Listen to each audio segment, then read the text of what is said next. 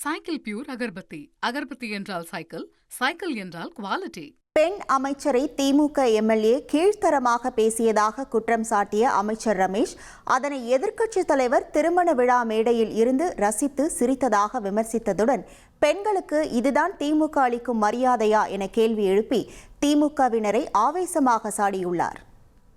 ஒரு எம்எல்ஏ ஒரு கூட்டத்தில் எதிர்க்கட்சி தலைவரையே உட்கார வச்சுக்கிட்டு ஒரு பெண் அமைச்சர் நம்முடைய பெண் அமைச்சரை கீழ்த்தரமா பேசிட்டு இருக்கிறாரு மேடையில.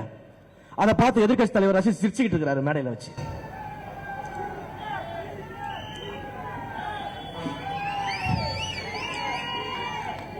சிந்திச்சு பாருங்க. அப்ப பெண்கள் மேல இவங்க வச்சிருக்க மரியாதை என்ன, மதிப்பு என்ன? தந்தை பெரியாரோட வழியில வந்தவங்க சொல்லிக்கிறீங்களே, உண்மையே அப்படி இருந்தா உங்க மேடையில எதிர்க்கட்சி தலைவரை உட்கார வச்சுக்கிட்டு ஒரு பெண் அமைச்சரை பார்த்து இந்த மாதிரி பேச முடியுமா உங்களால? அவ்வளவு கீழ்த்தரமா பேசிட்டு இருக்கிறீங்க மேடையில. அப்படி என்ன பண்ணிட்டோம் நாங்க? நேர்மையா வேலை செய்யறது தப்பா?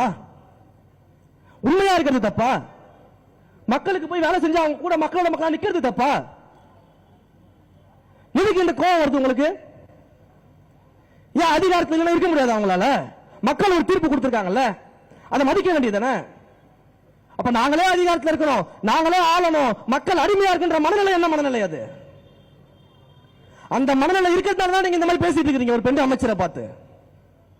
நேத்து காலையில இருந்து ஏதோ ஒரு பெண்ணோட வீடியோவை போட்டு அந்த அமைச்சரை வச்சு அவதூறா பேசிட்டு இருக்காங்க சோசியல் மீடியால ஃபுல்லா.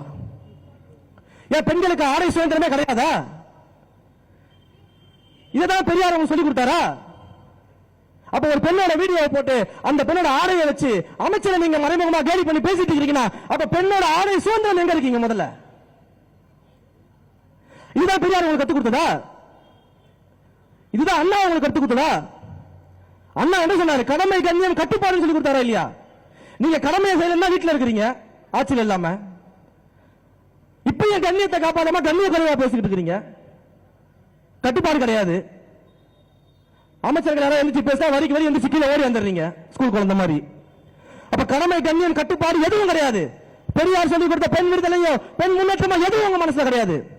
உங்களுக்கு எல்லாம் ஆட்சி அதிகாரம் வேணும்.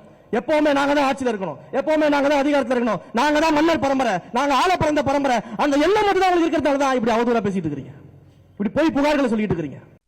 Cycle pure agarbatti. அகர்பத்தி என்றால் சைக்கிள், சைக்கிள் என்றால் குவாலிட்டி.